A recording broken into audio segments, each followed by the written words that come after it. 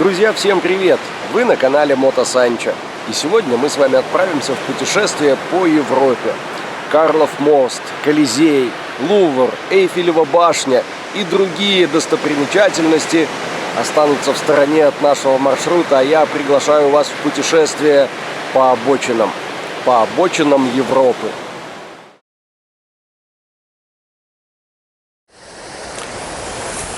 Масло я сегодня не доливал, поскольку вчера проехали совсем мало и уровень не ушел. Нейтралочка, подсос, запуск. Отлично. Немножечко погреемся и будем выбираться. Мишка с Танюшкой уже отправились на дорогу, чтобы здесь не засесть в песке. Все муравьи, которые набежали на мотоцикл, отправляются вместе с нами. Ну, с Богом.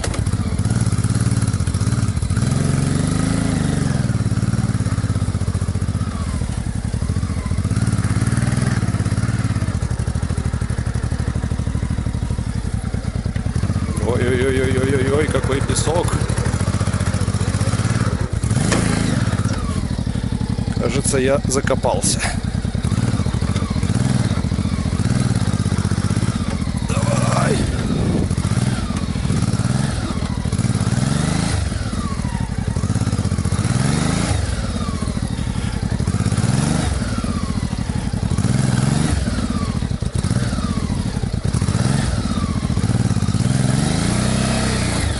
Ну, пошел.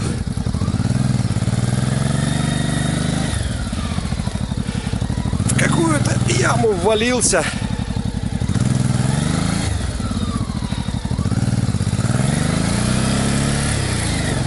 Так, воу. Поехали. И снова в песок. Ну все, надо звать Танюшку.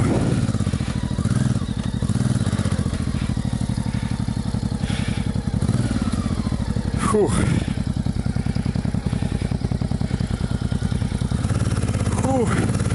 Употели, просто страх.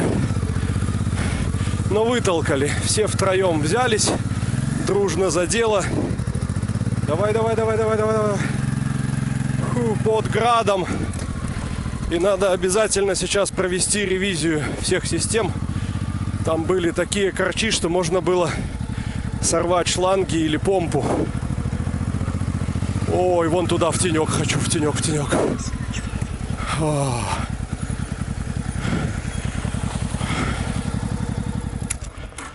Не хотел отпускать нас океан, но помпа на месте, шланги на месте, нигде вода не течет. Растения местные оставляем здесь. О, канистра у нас слетела.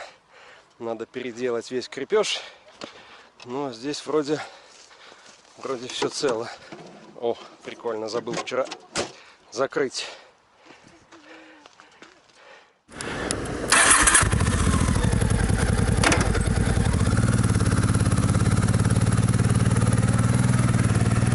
Фух. Поехали. Наконец-то поехали.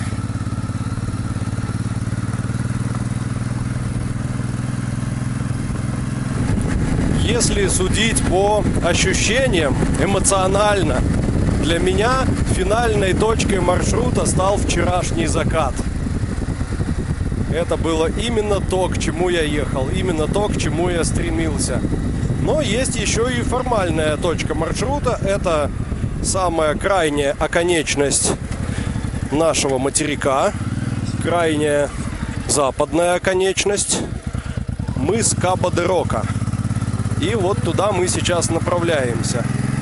323 километра дороги. А потом оттуда я хотел бы еще доехать до границы Португалии и Испании. Дело в том, что у нас сегодня заканчивается оплата дорог. И чтобы не платить еще или не попадать на штрафы, хотелось бы уже выскочить и заночевать на территории Испании. К этому и будем стремиться. Вчера был день отдыха, а сегодня день большой дороги. Какая-то заброшка. КПП, военная часть, что ли, была. Очень похожа.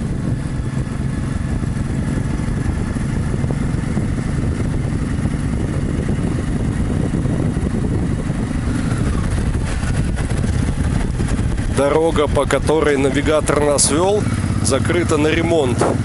Стоит большой экскаватор, что-то там раскопали, поэтому едем в объезды. Если вдруг где-то увидим заправку, надо будет залить полный бак.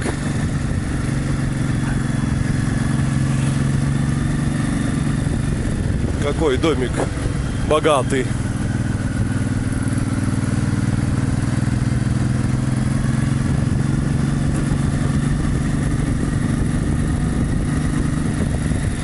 Интересно, весь дом облицован плиткой.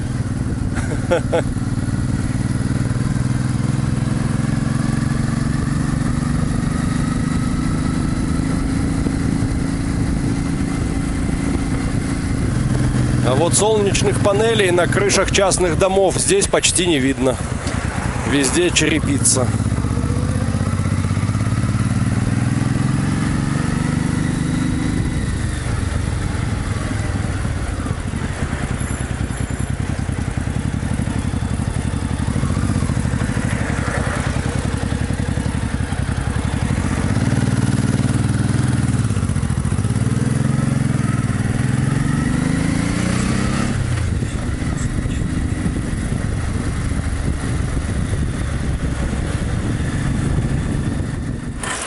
А вот и заправка, и на нее подъехал бензовоз.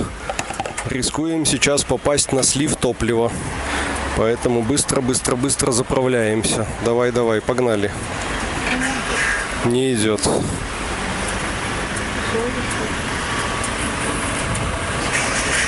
Все удачно, залились. Правда, не на той колонке, а напротив. Почему-то та не сработала. Бензин чуть дешевле, чем во Франции, чуть дороже, чем в Испании.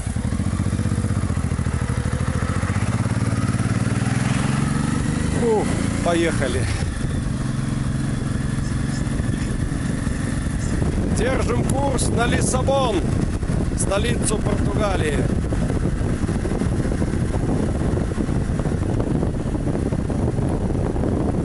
Проезжаем сейчас такую интересную местность. Выглядит так, как будто старый лес из-за чего-то засох. Деревья взрослые, большие, высохли прямо на корню. А снизу начинают расти новые, молодые. Может быть, у них такой цикл? Старые все дружно умерли и дали солнце молодым? Непонятно.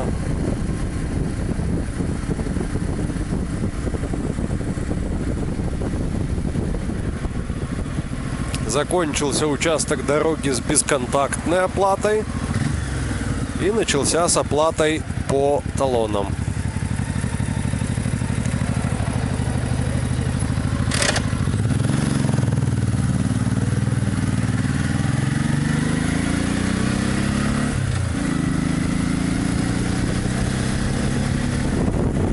Нас догоняет трехколесная голда.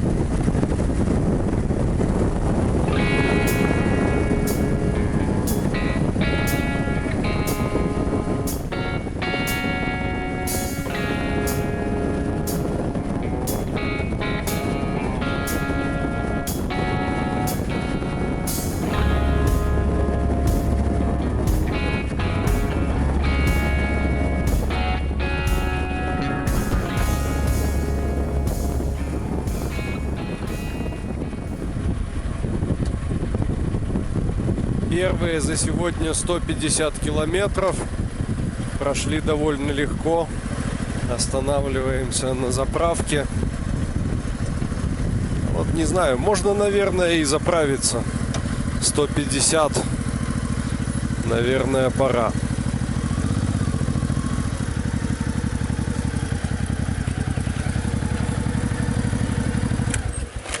Заправили полный бак. уже потеплело, около 30. И гляньте, какие деревья, похожие на осинки, что ли. И они уже все пожелтели. Наводит на мысли о том, что август — это почти сентябрь. Все готовы? Едем дальше.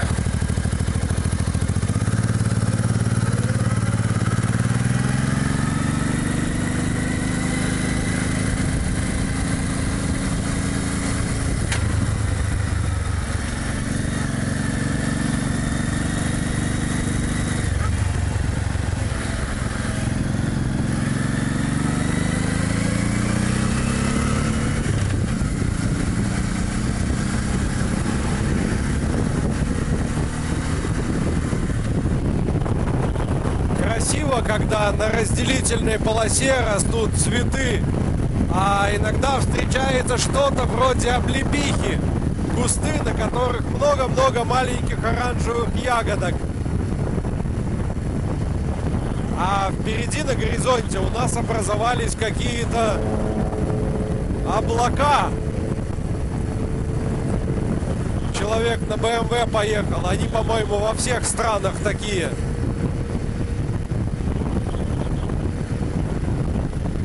Вы только гляньте, какая низкая облачность.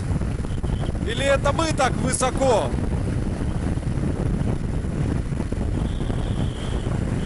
Стелятся над самой землей.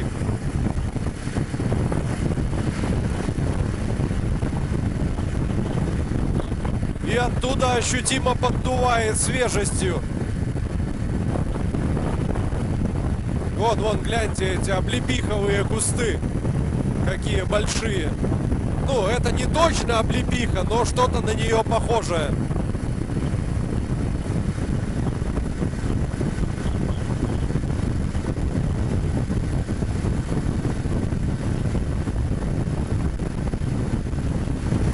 А это, кажется, растет бамбук.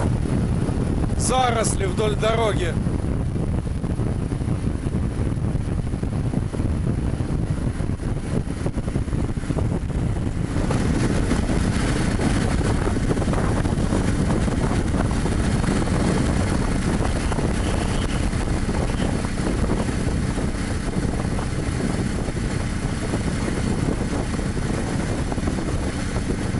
До Лиссабона меньше сотни.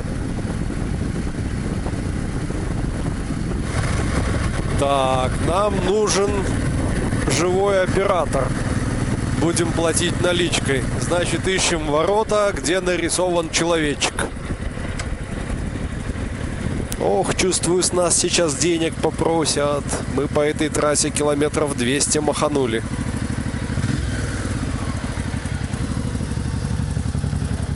Hello. 13,65 евро.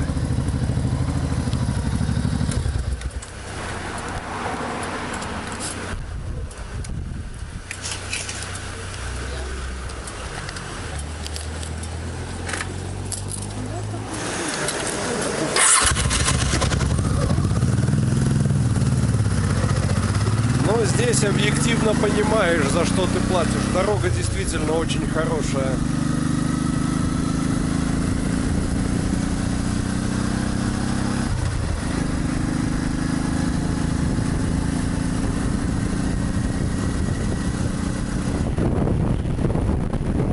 Справа на горе замок. Старинная крепость.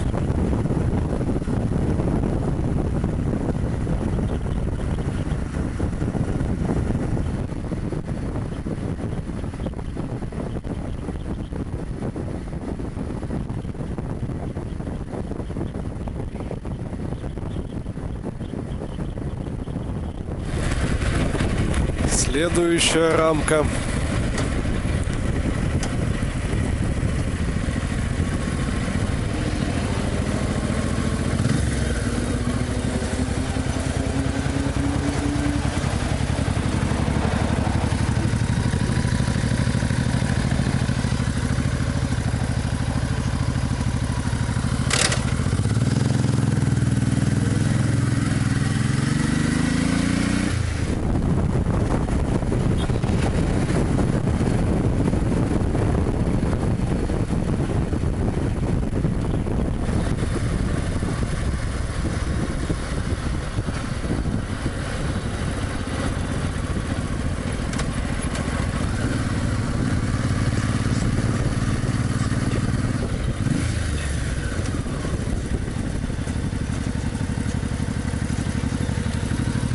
Еще одна заправочка.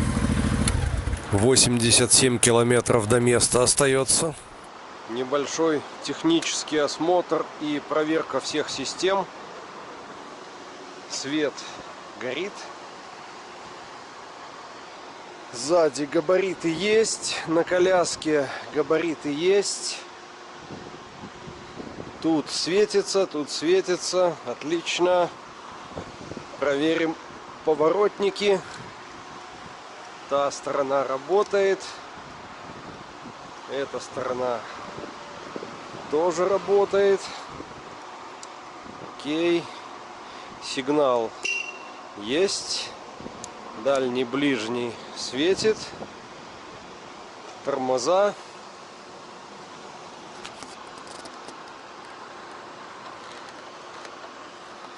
По какой-то причине лягушка заднего тормоза вышла из строя. Я ее вроде расшевелил. Начала что-то промаргивать. Но не знаю, надо будет почистить. Или сжатым воздухом продуть. Может быть, песок попал, или морская вода соленая, океаническая, если быть точным. О, сейчас, кажется, стоп вообще горит. Отпустим. Ага, потух. В общем, что-то в лягушку попало. Остальное все работает. Выбираемся снова на трассу. Собрали десятки лайков на заправке. Дело в том, что подъехал автобус с туристами. И мы там были за диковинку. Мотоцикл с коляской в Португалии на самом деле большая редкость. Очень часто водители машин попутных равняются, разглядывают, руками машут, лайки ставят. И вот туристам тоже зашло. Ну, а мы едем в направлении Кабо-де-Рока.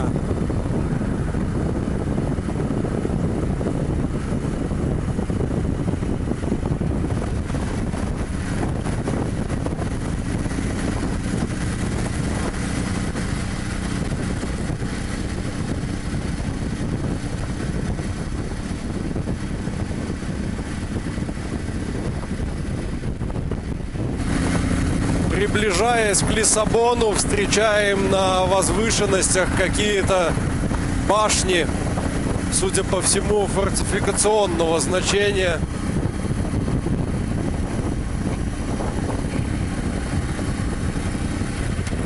Когда-то здесь шли боевые действия, стояли орудия.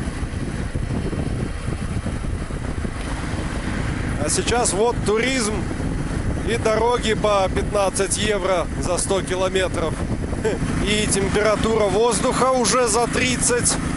И температура двигателя поднимается, поскольку здесь много затяжных подъемов.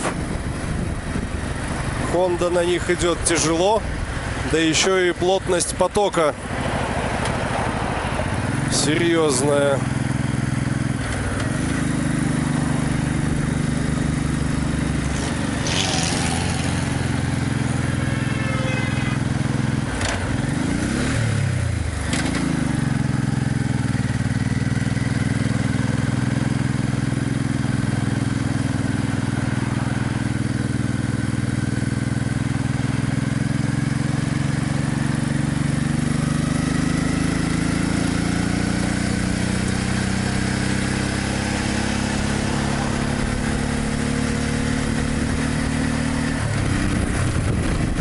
Практически в красную зону ушла стрелка, и я думаю, надо остановиться, подождать, пока двигатель остынет. Он нам еще нужен живым.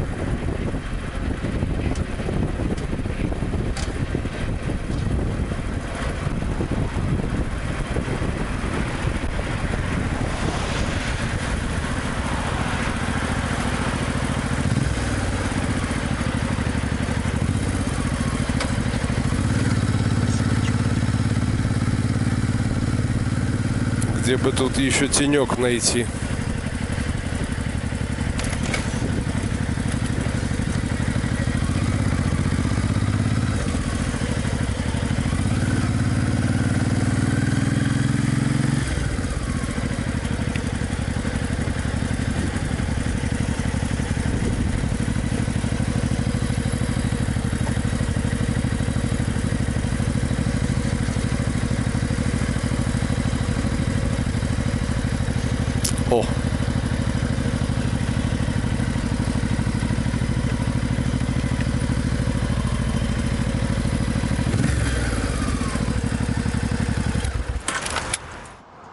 вот опять похожая ситуация. Было уже такое в Испании.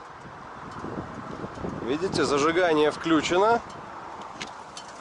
Помпа работает. Я слышу, как она гонит антифриз. А вентилятор, судя по всему, отошел. О, отошел контакт. Надо поджать. Вот сейчас постоим, вентилятор погоняет, помпа погоняет, и быстро все остынет. А я тем временем доберусь до инструмента, достану плоскогубцы и немного подожму контакт. Остыли, немного поремонтировались. А сегодня еще такой ветерок свежий помогает остывать. Хорошо, что он попутный.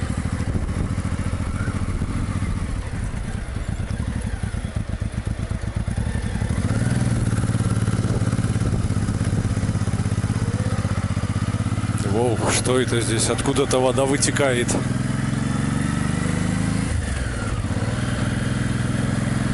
Да, вода, судя по запаху, канализационная. Воняет знатно.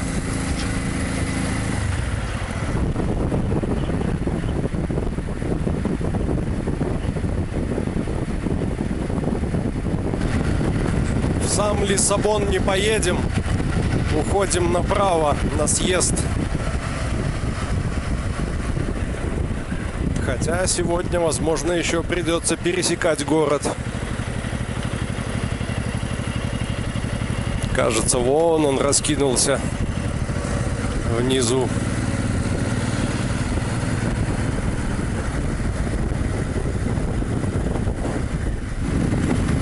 Копы стоят, кого-то поймали.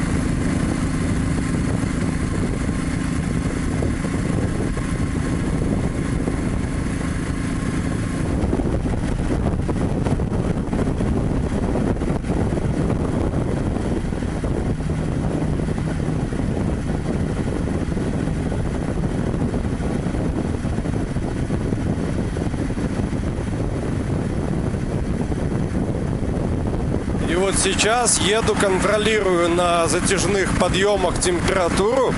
Пока нормально, вентилятор справляется. Съехали с автострады, пробираемся к Капо-де-Рока. По пути ищем магазин, пора уже давно пообедать, а мы все едем. Ладно я так могу целый день ехать.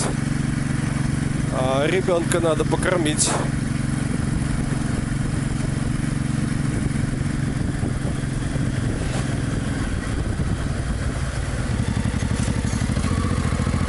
Ищем магазин с помощью навигатора. Кажется, где-то здесь.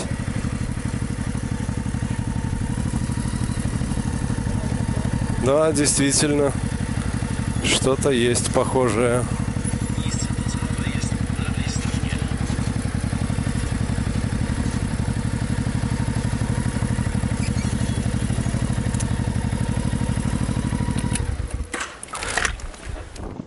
Самое главное, что надо купить в магазине, это вода. Она и кофе, она и бич-пакеты.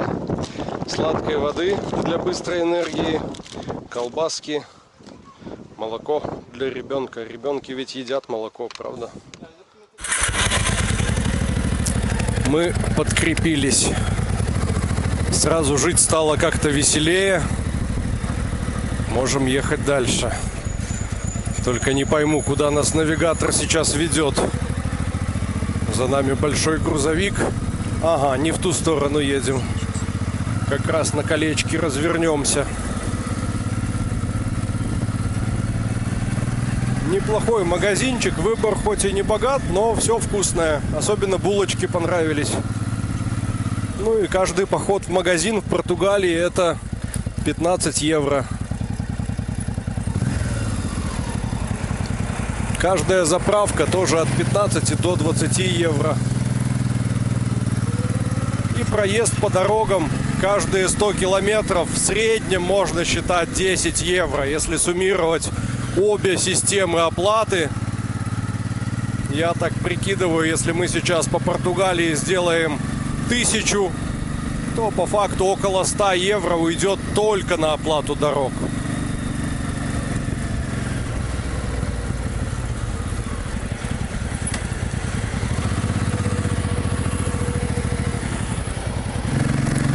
Забираемся все выше, а слева от нас уже виден океан. И он сегодня весь в дымке тумана. Если глянуть вдаль, там туман. И только прибрежная полоса такая лазурно-синяя. Видно, что это вода. А можно было бы подумать, что облака. Ох, и ветер тут задувает.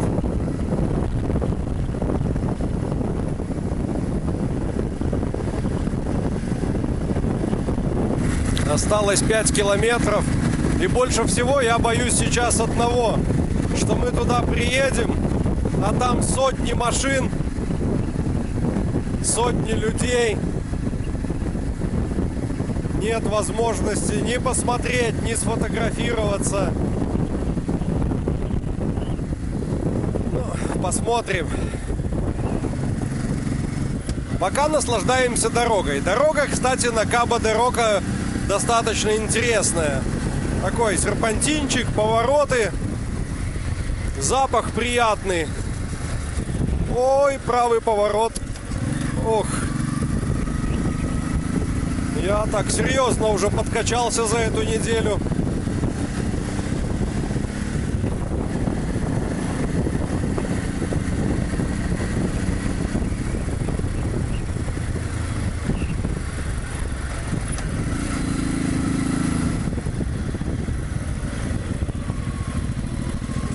Предлагает повернуть здесь, но что-то я сомневаюсь.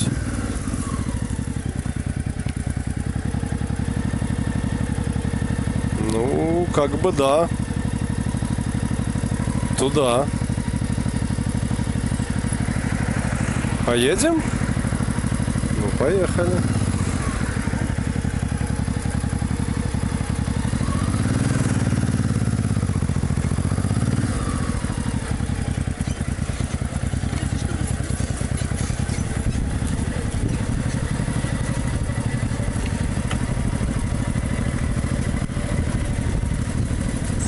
Мы въехали на какую-то маленькую улочку, которая идет между чужими домами.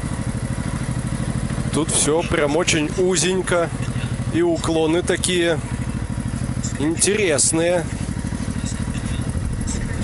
Найти бы потом дорогу еще на выезд. Ага, я думаю, вот была более крупная дорога к мысу. Но мы немножко срезали.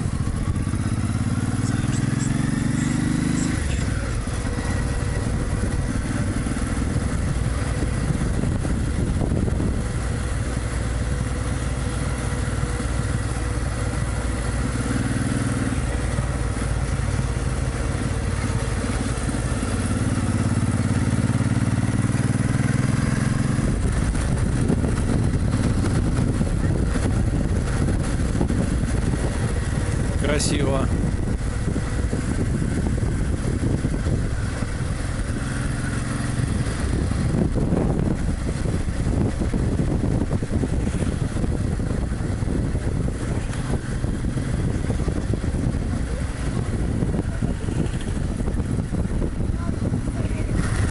Глядите, какая высота. И отбойничек такой несерьезный.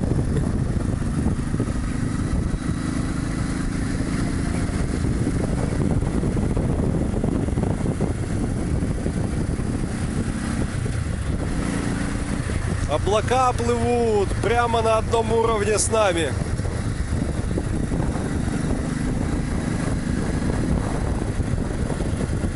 Все начинают парковать машины уже здесь. Судя по всему, с парковкой там беда. И именно да, то, о чем я и говорил. Сотни машин, сотни людей. Все в туристах.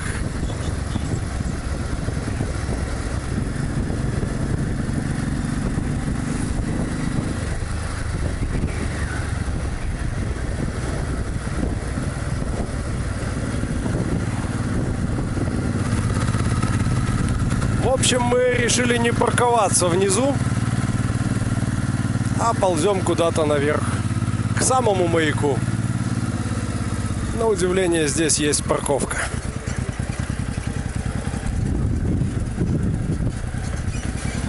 Как для нас. Мы оставили мотоцикл, пофоткались на фоне маяка и идем на самую крайнюю оконечность нашего материка. Он стоит монумент с крестом. И это край света. Хотя для меня край света был вчера на том пляже. Мы все вместе пришли к мнению, что если бы мы ехали только ради Каба-де-Рока, не заехав вчера и не проведя полдня на этих замечательных пляжах, это было бы разочарование. А так все отлично. Ну вот она, достопримечательность. Кого здесь только не встретишь. Все с селфи-палками. На краю обрыва. Если бы мы сегодня с самого утра не целились на Каба-де-Рока, то, возможно, уже выехали бы в Испанию, двинули бы куда-нибудь в сторону Малаги, стали бы на побережье. К любой маломальски значимой точке выстраивается очередь, чтобы сделать фотографию.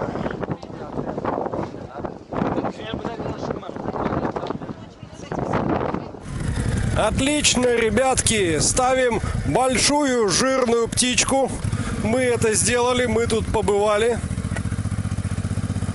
И возвращаемся в сторону города.